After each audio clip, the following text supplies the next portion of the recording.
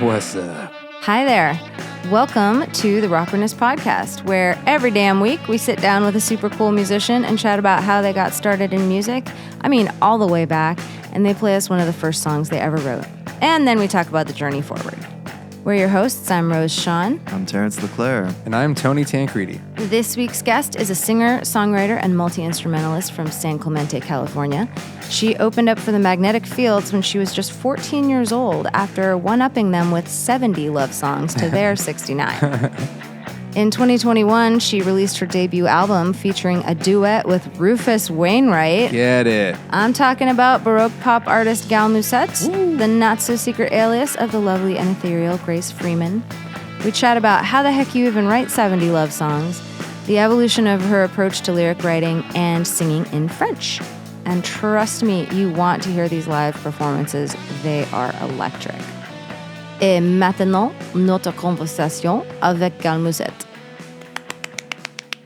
I mean, honestly, I'm so new to LA, so I'm just like, I think that's where I live. Where'd you come from? Orange County, like Tony. Oh, right, yeah. Yeah, that's where I met Tony's friend group and stuff. Yeah. Save it for the pod. Yeah, It's recording. Are you kidding? It's Tony. It's always Oh, recording. we're always recording. Yeah. We're always recording Always, because never- Grace. Hello. Grace is here on Rockerness. Hi, Grace. Hello. Hey, Do you like welcome. going by Grace or Gal? Like Gal Musette? Or... Either way, Bienvenue. I'll way? respond more to Grace than Okay, Gal. good. Okay, yeah. sweet. But Gal's good too. So I actually, Musette. I was, Googling you, and I love that, like, Gal Musette is like a pun-ish thing. I wasn't expecting that because it just seems like a name. Like, Gal is actually a Gal really... Gadot, yeah. Well, it's Gal a really... Costa. Yeah. Well, Gal and Guy actually are very common Hebrew names, which I found out recently, and I was like, huh. And know that. corresponding by gender, as you would suspect. So I assume there's probably some cultural reason for that, like why Gal and Guy are like slang terms in English. But I'm a little bit of a geek. And I was like, oh my God. I was like, Gal and Guy, really? Guys and gals, yeah. So I think that's what I assumed in my brain, and then I saw that it was like a pun on that French form. Gal Musette. And I was like, oh, that's so cool. And It's an old name. Yeah. oh yeah, well I saw that you've had this name for a while, but I also was kind of excited that you're a French speaker because so is Terence. Ah oui. Salut. Salut. You also grew up in the same town as my boyfriend, which is fun, San Clemente, right? Yep. Just a hop, skip, and a jump from San Juan Capistrano, San Juan. Yeah. where Tony lives. Yeah. Tony's place. Yeah, I actually started off in San Juan. That's where I was like until I was like 8, and then San Clemente after that. Yeah. That's so cool. Yeah. Yeah. San Clemente is a beautiful place. So really, San Juan as so well. Orange beautiful. County. Oh, man. And a great place Gorgeous. to begin the story. Yes, well, because you've really started early, like earlier than most. Yeah, like how did you start playing music? How did that come about? My grandpa and my family is really huge music fans in general. And my grandpa was a piano player, and he had a piano. My parents always had a piano. My dad was a piano player. So it was like they tried to get me to do piano lessons, and I was really resistant. It was really like my grandpa and my dad that like collaboratively taught me everything. Cool. Her dad's rad. He helped us get a show with Todd Rundgren. That's true. Yeah. Todd Rundgren? Yeah, my old band played with him, and her dad was actually a huge hand in getting that to happen. That's so yeah. cool. Yeah. So shout out. Yeah. Wow. Thanks, that's, Papa. Yeah. That's really cool. But okay, so you didn't really do formal lessons, or you did eventually? No, I never really did until the last like few years actually, where I like have been like, okay, I think it's time to like actually understand some theory. But yeah, when I was younger, most of the stuff I did was either by ear or like my grandpa showing me. He only played the black keys, so he would nice. show me how to play songs in the key of F sharp only. I'm sorry, he only played the black keys. Yes. What? Irving Berlin was the same. He had a transposable piano, so he'd like change it, Oh, what? and he never learned any other key. Wow. Yeah. Interesting. Wow. Yeah, that's crazy. I hadn't even considered that was a possibility. That's like kind of genius, right? Yeah. It's super genius. I mean, it's like Irving Berlin is one of the most amazing songwriters of all time. Yes, I mean Yeah. 100%. But yeah, like I feel like, I don't know, it's interesting. I feel like there's two kind of schools of thought when you're playing, let's say, popular music, right? Whatever that means. Like, it's either the theory doesn't matter, you just play what you feel, no matter what, very like no rules, whatever, versus the, well, you have to know the rules so you can break them kind of thing. Totally. But I love that actually there really truly are no rules. There's rules, there's no rules, there's whatever. There's like whatever mix between those things that you find, and I just appreciate the gray space between those two absolutes. And I love too, like somebody who can become very accomplished like yourself, who didn't necessarily take like the music school route. Yeah, I mean, I definitely find there's special things, especially when it comes to songwriting, when you don't need, I don't want to offend anyone by what I'm about to say. No, go ahead. When you're not like, okay, this is how the song is supposed to be structured, and this kind of chord goes to this kind of chord. And, sometimes that can maybe hold you back a little bit. Oh, yeah. But I've noticed how far behind I am. Like comparing myself to especially like a lot of my friends that have gone to Berkeley and stuff, I'm like, damn, like. But your talent, you're so talented though.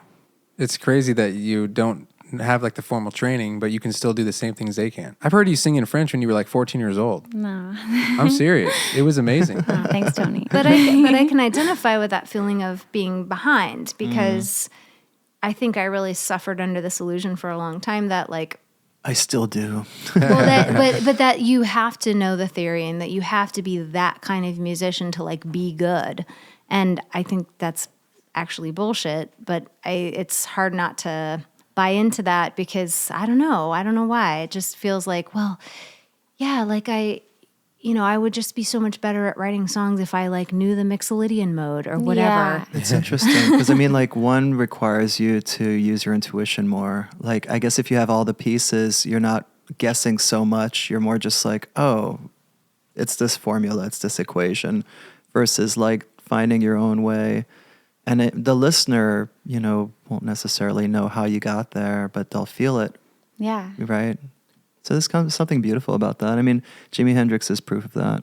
Oh, yeah. Right. The intuitive, instinctive. So, okay. So you learned piano kind of on your own steam, which is very cool, because I was also very resistant to piano lessons.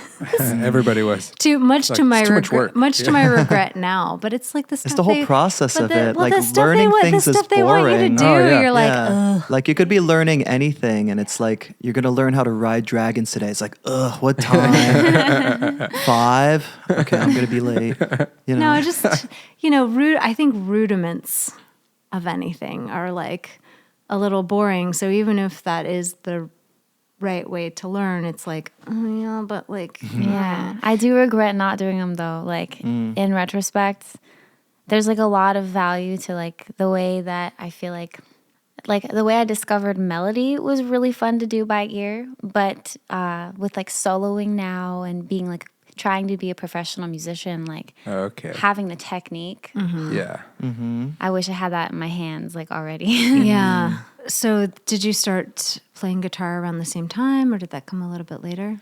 It was actually, maybe like 2 years later. But I never really focused on guitar. It was just kind of a means to like get a song out. But Okay. yeah, I've been trying recently, actually. I joined a bluegrass band and I've been trying to That's get my guitar chops up to par. Nice. What's it called? We're figuring it out. Oh, Yeah. That's a great name. Ooh, To okay. be continued or Okay, whatever. sweet. Yeah, well, We're figuring check it out that. as a fun Yeah, name check too, that. though. We'll maybe that'll be our bluegrass. That'll be our bluegrass. We'll figure it out, yeah. Wow. Well, I'm really interested. I'll just jump in and say, so how did the magnetic fields first come on your radar? I am a hopeless romantic, and when I was like 13, I just started writing love song after love song.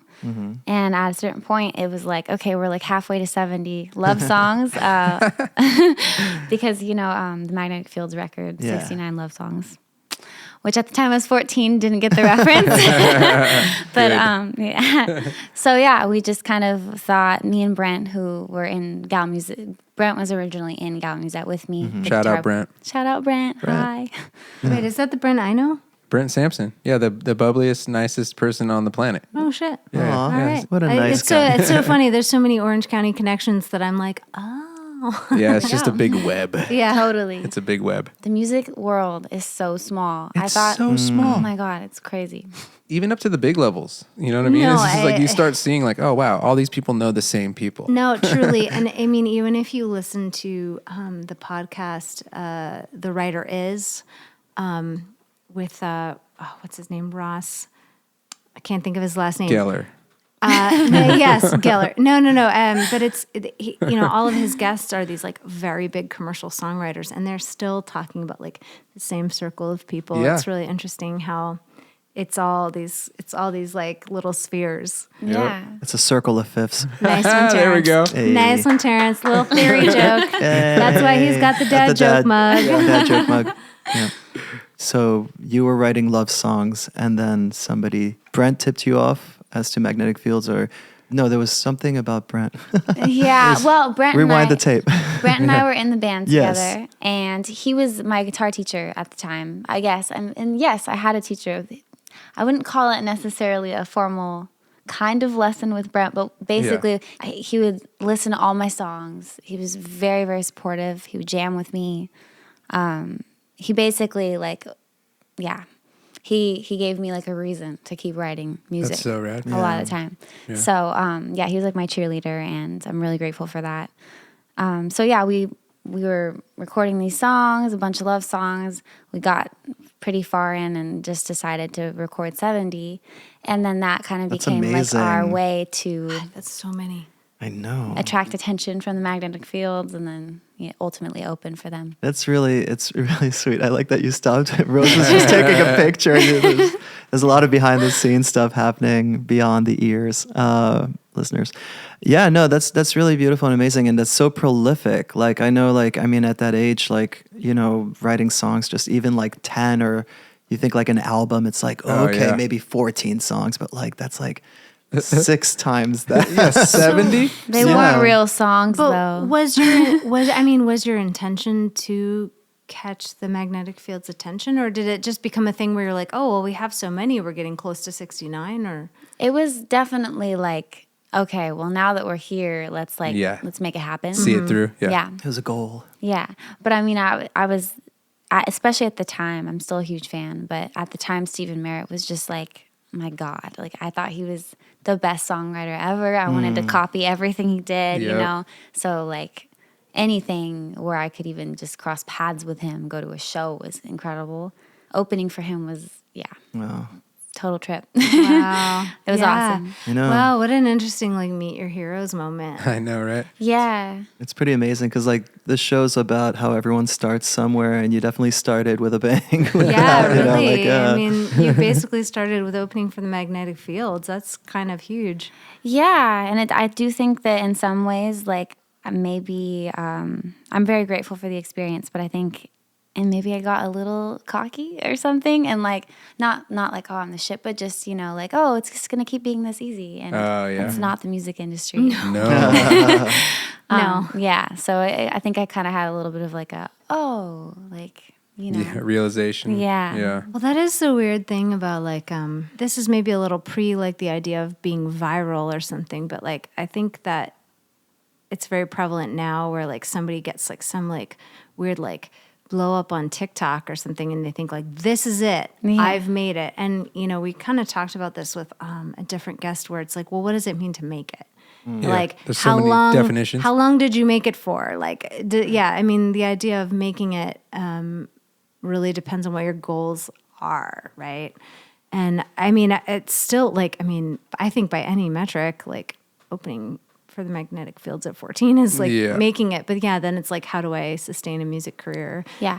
After that, I mean, you have, and so you're obviously not 14 anymore. So let's talk more about what happened after that.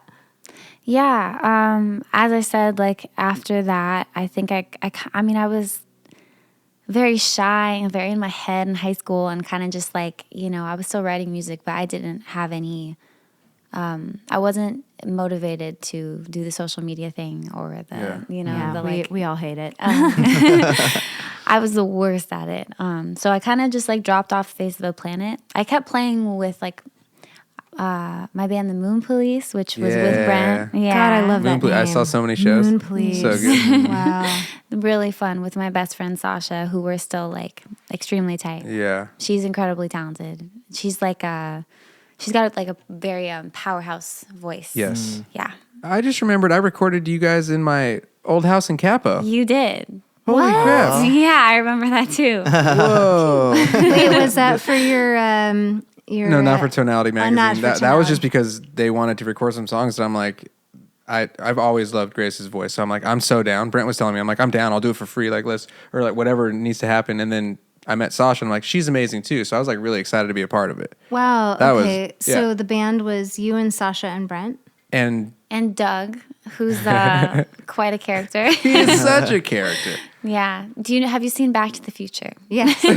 Doc Brown, Ah, Okay. violin player, artist type. Oh, wow. Genius. imagine Christopher Lloyd playing violin with you. Yeah. Yeah. That's it. That's exactly it, actually. Okay. Are any of these recordings available on the internet? The ones with Tony? Yeah. I don't know. Or Do you have my Tony? or I'm sure anything Brent with has Moon them. Police. I don't know even know if I have them because I think I gave it all to Brent. No, I mean, but like Brent even has even it. just like It's a any hard Yeah. drive somewhere. Yeah. recordings of Moon Police. Yeah, they're Oh, yeah. all over Spotify and Oh, yeah. I think all the streaming Oh, platforms. okay, cool. We That's made good. one record and it was really fun. Because that sounds really incredible. It was, yeah. I mean, it was like, it was good for the time. I mean, I was 17 and at the time, like, when I listen back, I'm like, oh my gosh, I sound like such a chipmunk, but Because you were 17. Yeah, Is the know, song that you it's- brought in today from the Moon Police? it's actually from earlier than that. Earlier than Yeah, that? it's like, or like probably from the 70 Love Songs. I think it's like song 7. Ooh, let's So go back to that I then. wanted to go really what's the Early. name Yeah. of that one? Blue-Eyed Boy. Yeah. Yeah. But yeah, the song's called Blue-Eyed Boy.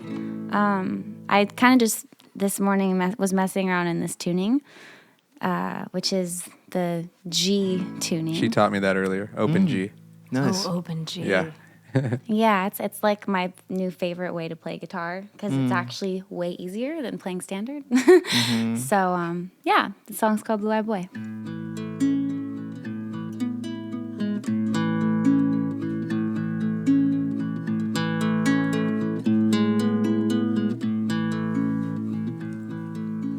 Blue-eyed boy, I wanna call you darling and kiss you till the summer's lost its day. For when the cold wind comes to bite our fingers, you will have gone so ever quickly as you came. Blue-eyed boy, I like it when you hold me,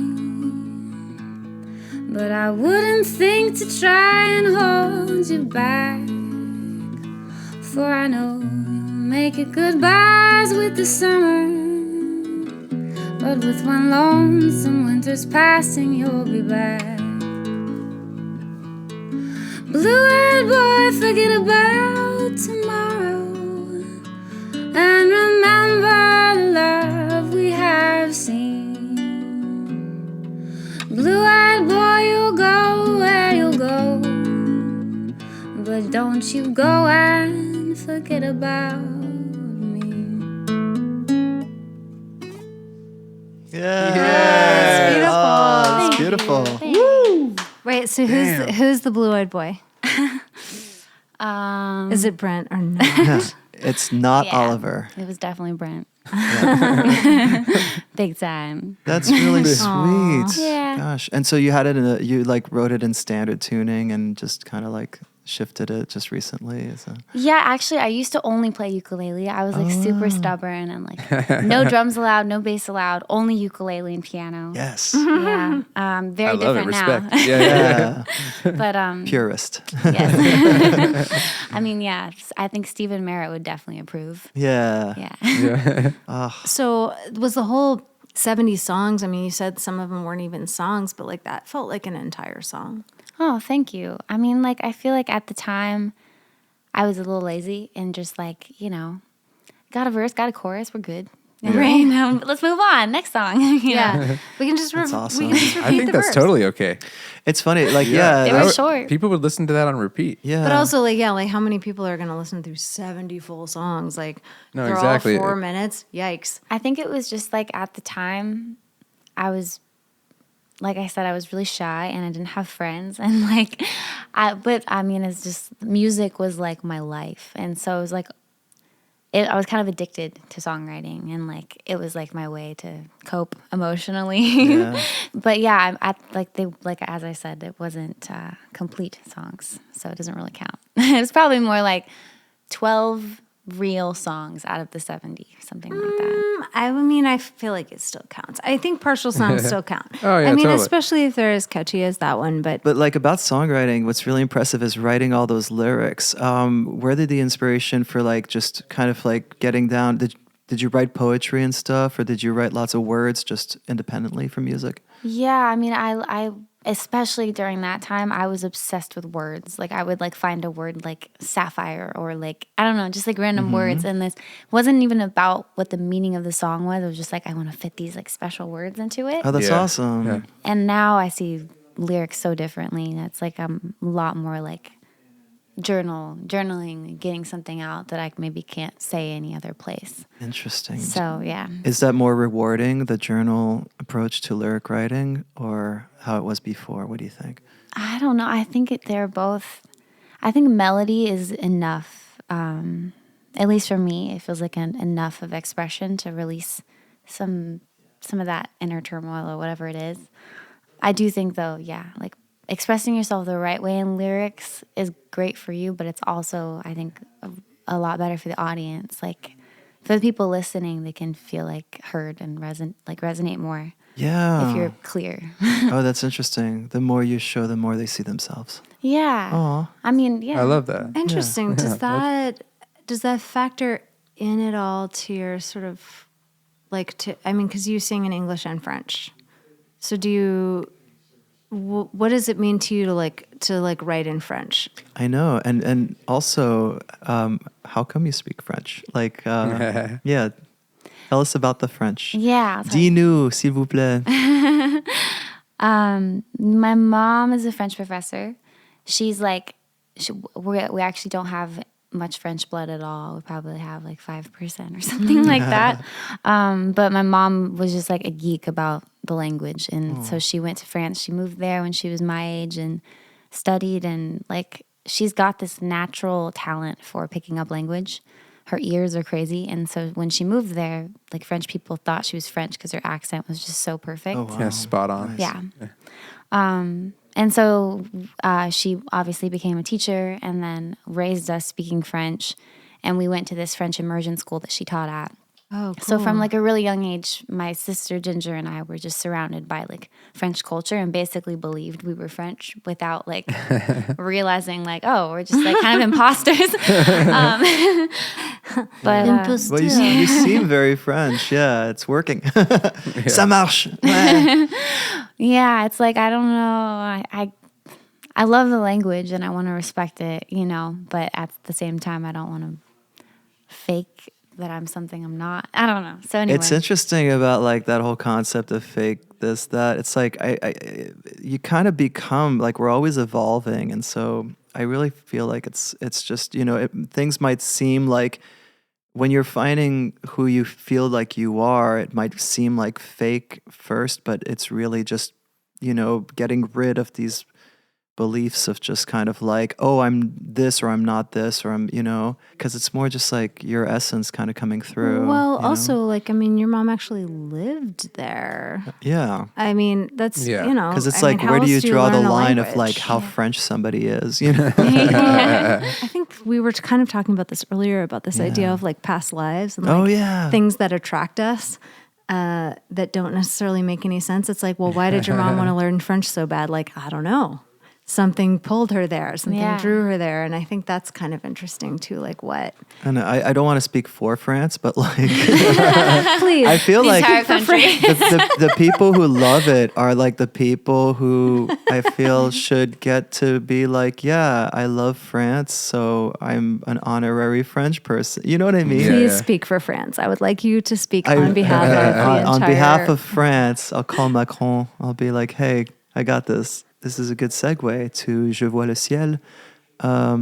You know, it's kind of like it's you're expressing yourself with how you were brought up, and I mean, call it what you want, but that's a reality of what that song is and the emotion behind it. You know. Yeah, what is that song about? Like what inspired you to write that?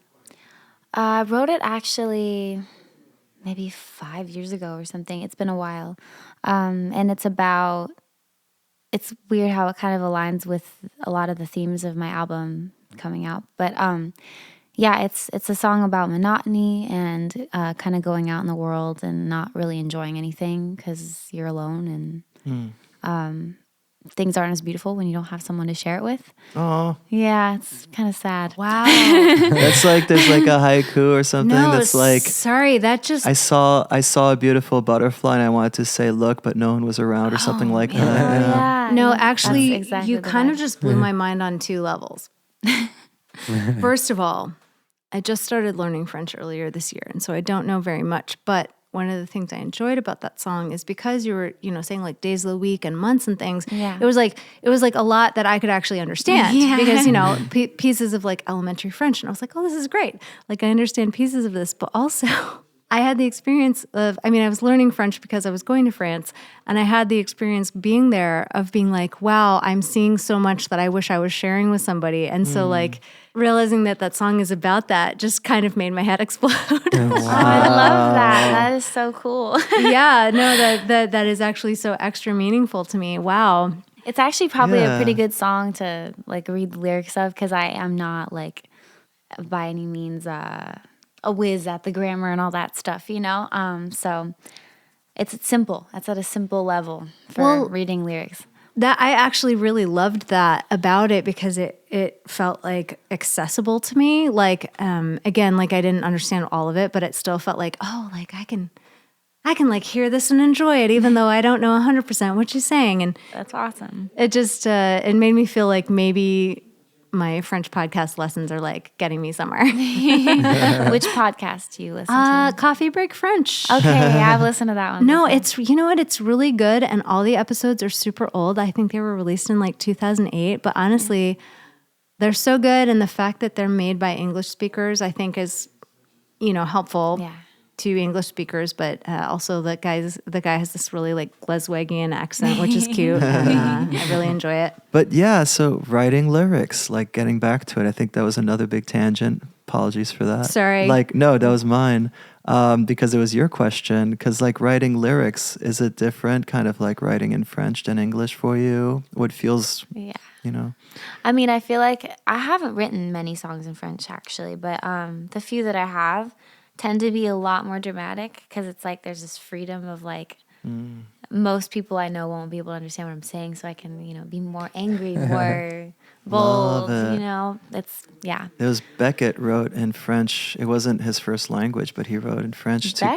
Beckett. No, not Beck. I was like, what? Beck. Surprisingly, yeah. Well, he loves Gainsbourg, so Oh, that would make sense. It would make sense. Yeah. But no, like Samuel Beckett, who wrote Waiting for Godot and stuff. He wrote those plays in French, even though he wasn't comfortable with that language, to give it that sort of disjointed, surrealist element. Yeah. And probably could express things that he couldn't do in his other language. I know, like in French, I feel like when my mind clicks into that, I can tap into like a whole different emotional well than like if I speak English. It's really interesting. Well, I also that feel that French really lends itself to drama. I don't mean to generalize, the way it sounds. but even just like when you're learning the way you're like trying to like enunciate around these Yeah, words, yeah. like Yeah. I feel like you could really lean into some some like Yeah. It's a romantic language. it is a romance Yeah. language. Yeah. Yeah. It's poetry. And also with rhyming, it's like Oh, yeah. so many words rhyme in French. Like just perfect. Like everything is very fluid and Oh, vowel really? based. Yeah. Interesting. So it's like, in my opinion, it's so much easier to rhyme, you know, just like with this effortlessness. Yeah. Oh, interesting. Will you Yeah. sing us a little something in French? Yeah. I was gonna sing my French song on the piano. Oh, Let's hear it. Okay, Yeah. cool. Go for okay. it. Hold up. This song is called Je vois le ciel. I just released it in October, and it's on all the streaming platforms. There's also a music video for it, so go check it out.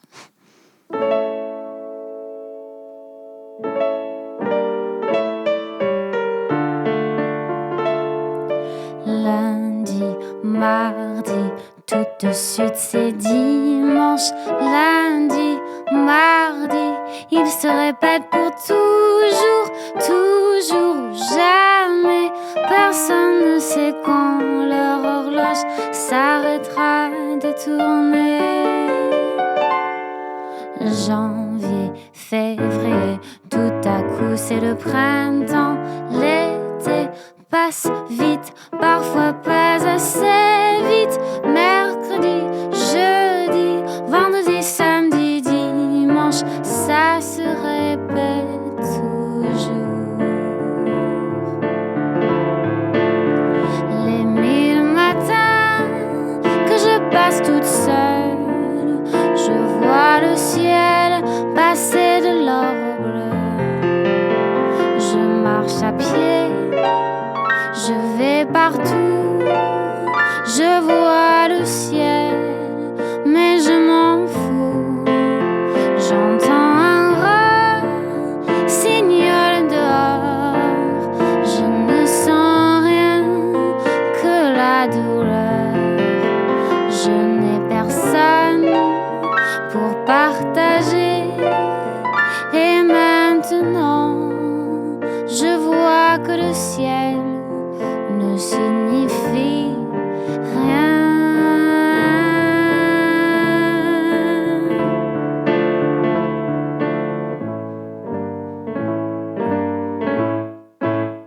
Les 1000 matins que je passe toute seule, je vois le ciel passer de l'or au bleu. Je n'ai personne pour partager, et maintenant je vois que le ciel ne signifie rien.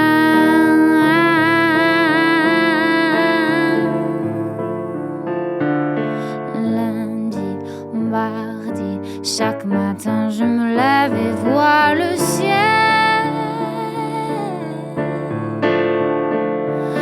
Lundi, mardi, chaque matin je me lève et vois le ciel.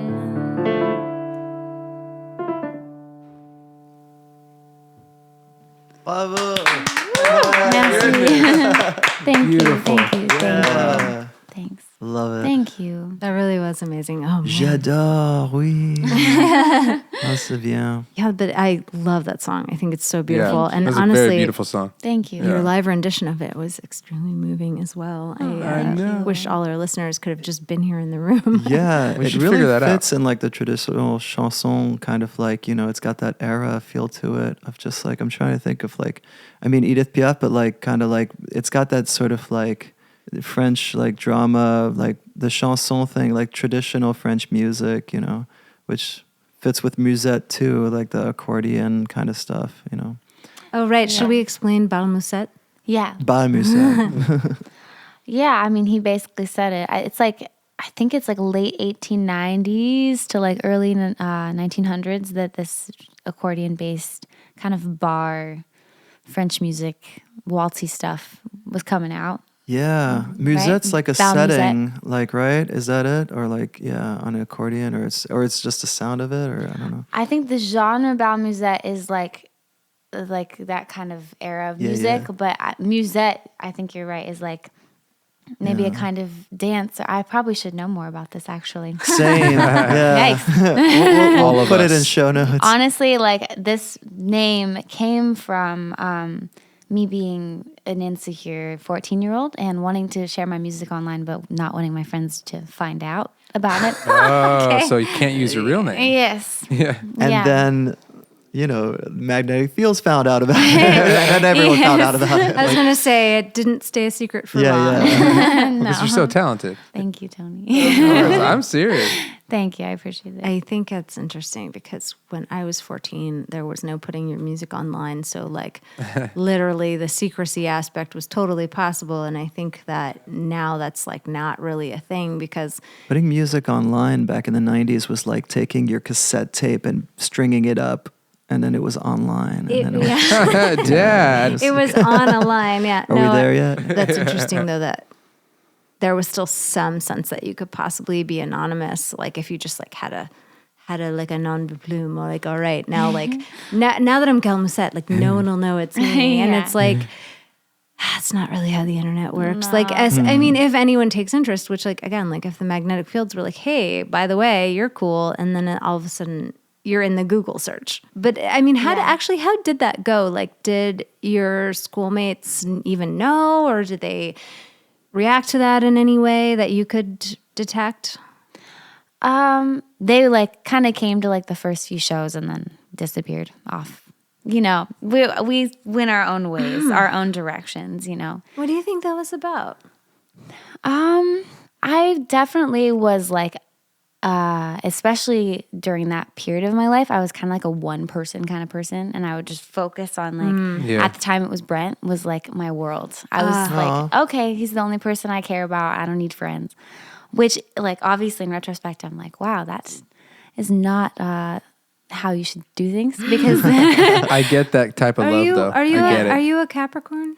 actually I'm an Aquarius. Oh no, that's actually what I meant. Oh, And yeah? that's interesting because my sister is also. Is she Wait, like that is it too? early February birthday? February 17th. So right towards the end. Yeah. Oh, yeah. Yeah. Aquarius is. But yeah, like that, I can also understand though. Like, I mean, even I think a lot of people of many astrological signs, especially when they're young, will kind of, their relationship does become their world, and you're like, this is all I need. Yeah, which is, it's not true. Like, No. at all.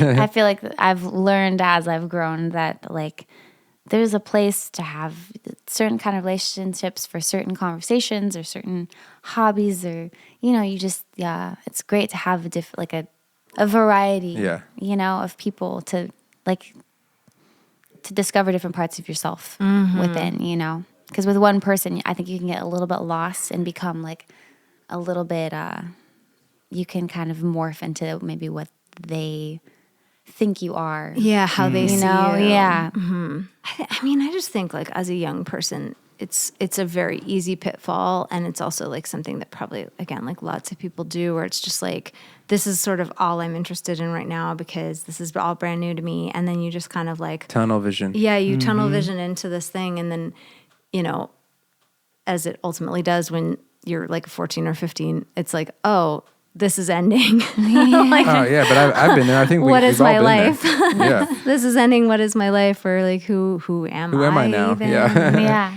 I mean, but again, like teenagers are constantly reinventing who they are anyway. So yeah, all these identity ideas. But so do you think that your friends were like jealous that you were like doing a thing, or do you think they were just like, she's too into her boyfriend? Probably more like, oh, what happened to Grace? Like she was Like here you one just day fell and then off, the yeah. next day, shoop, Right. I mean, that's what I've guessed. I've never asked them really, but I think also at the same time, it was like that transitional period between middle school and high school where everyone kind of is like reconfiguring. figuring out like a new, like a lot of my friends were like already starting to smoke weed and stuff, and I was like not there at all, and just like Yeah, the ones who are still playing Barbies and still the ones who are like, let's go hook up. And you're like, okay, yeah. Oh, no. Oh, that makes a lot of sense. I'm so curious. Oh no, I'm so sorry. I was No, just no, going to go say ahead, go like, ahead. what have the last few years been like for you as a musician? Like, what have you been up to besides the French song that we love? Thank you.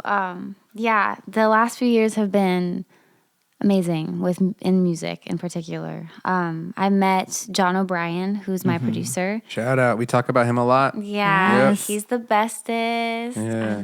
Just love him as an artist. And actually, you're recording with him next week, I right? am in 1 week. Yes. Yeah. Gross. So Nice. more to come. But yeah, I recorded my first Gal Musette debut record with him in 2020, and that came out last October, and then October 2021, and then since then we've recorded another full length and an EP, and we're starting another full length in like a couple weeks. So yeah, we can't stop. Wow, you Yeah, have that's a amazing. lot. Good. amazing. Good. Yeah. You were born to play music. Wow. Yeah. Definitely, I feel like I was born to make music with him. Like we just. You guys click. That's We so click. awesome. Having the right people in your corner. We talk about that too. It's like the biggest piece of the puzzle. Yeah. Yeah. Because Really. once it's like he started the car. Yeah. So you can go anywhere. Yeah. Well, and finding that Totally. like shared language. And Yeah. that that shared vision. You can't make a 100%. dinner with one ingredient. You could You make can. a It very wouldn't be bland good. dinner. But speaking of collaboration, so I love Rufus Wainwright. How did that come about? Oh man. Yeah. Rufus is my hero. Yeah, so that was kind of tied in with John a little bit. John works with Rufus's sound engineer, Chris Sorum, and so we were missing a lead vocal on Oliver. John had the idea to make it a duet instead of just. I'd recorded the song 3 times previously, so we were both trying to give it like new life and kind of spark something unique. And anyway, we had an option for like the male lead vocal, and that ended up falling through. And John was obviously aware of my like obsession with Rufus. Like he's definitely like top 3 for sure for me, inspiration wise. So anyways, he was like, you should just reach out. Because he had the connection with Chris Sorum. So an email was sent, and he said yes. It was kind of perfect timing with just like the pandemic, and I think there was like this moment of downtime. Yeah, like, where he wasn't yeah. touring or yeah. Yeah, it was like a second. I don't think it could ever happen again. I don't think it would happen now. Well, it would now. I mean, now that you've recorded one song with him, Oh, he's yeah. like, oh, she's You're in. legit. Maybe. Yeah, I don't know. I mean, it's, I definitely see it as like a special little section of time that could have happened, and I'm really grateful. That's really nice. Yeah. He killed Yeah. You it. guys sound great together. I mean, to me, it makes all the sense. yeah. Oh, but actually, that kind of leads me into something else. So, so that is obviously an incredible duet. You have that other video for, oh gosh, it's the one with Coma Culture. I'm Ghost. sorry, Ghost. Yes. Yes, and so what was the role of Coma Culture in that? It was just were they just Like the ones? Eric's Coma Culture? Yeah, Eric's Coma Culture. Yeah. Sorry, that's episode 1, everybody. Eric Kanata. Who we talk about all the time. We talk about all the time Yeah, because he's so everyone amazing. everyone he's knows Yeah, each the other. giant. Yeah. But, Such a great um, songwriter and He is. singer and guitar player. But yeah, Oh, I man. was watching the video for Ghost with your friend doing that beautiful dance, and then it said featuring Coma Culture, and I was kind of thinking like, oh, what's the role of Coma Culture? And then like, it's like what, like 3/4 through, there's these Yeah. other vocals come in, and I'm like, this must be them. Yeah. They did, John O'Brien is one of the members of Coma Culture. And so he pitched the idea because actually, so Francois from Young Giant, he was the other option for Oliver to do the lead vocal. Oh, okay. But then he was busy at the time, or for some reason it didn't work So out. you just had to settle for Rufus Wainwright. Fran has a All great right, let's voice. go with B. He's got such a beautiful Fran has voice. a beautiful voice. Yeah, I It never would have knew. been amazing. I know Yeah. it. But he ended up singing on Ghost, which was, Oh, so that's Fran. Okay. it was Fran and John and Eric Oh, okay. all Yeah. doing 3-part harmony. No, it's beautiful. so I was amazing. just, I was wondering because I was like featuring, like, what does that mean? But the effect of all that coming in kind of toward the end is so dramatic. I loved it. Yeah, the first time I heard it, I was like, oh, floored. We did it.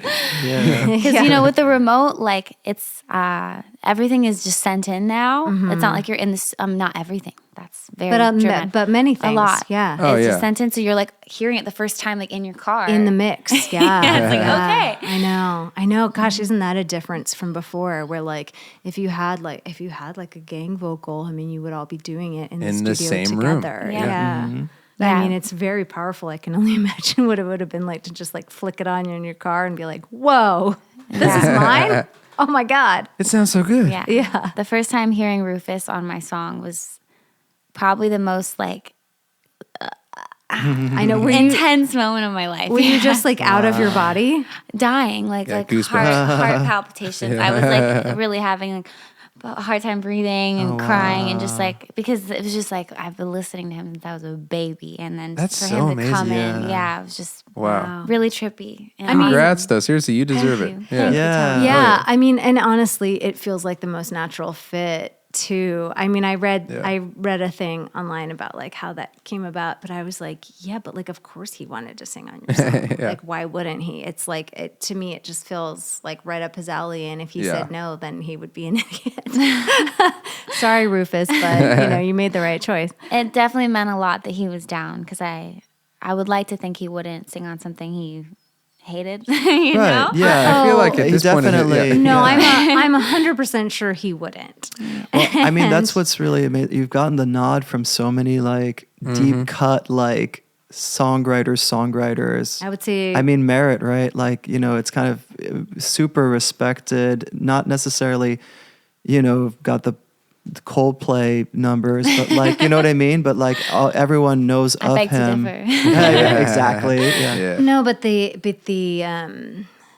legitimacy, the Yeah. The cred. the cred. cred, Yeah, the the cred. credibility, Yeah. the Songwriter's credibility of cred. Stephen Merida, the credibility of Rufus Wainwright. I mean, do you think if you hadn't gotten that, because this is something I wonder, like, because so many people kind of think like, oh, I'm going to start writing songs like early on, and they do, but maybe they play for people, maybe they don't, but like without that like really early endorsement of somebody who was a big deal and like somebody you admired, like, I mean, you probably would have done this anyway, right?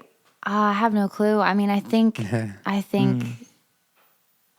that's hard to say. I mean, it's hard to Right, say. I'm just curious, like, what you think about that. I want to think I still would be doing this just because I've like kind of come to find that music is the only thing that keeps me sane or gives like, I don't know, Truth. yeah. Yeah. It keeps me going. Yeah. So I do think that maybe I wouldn't have as much confidence in a certain way, but I think I would probably still be like at least in my closet, like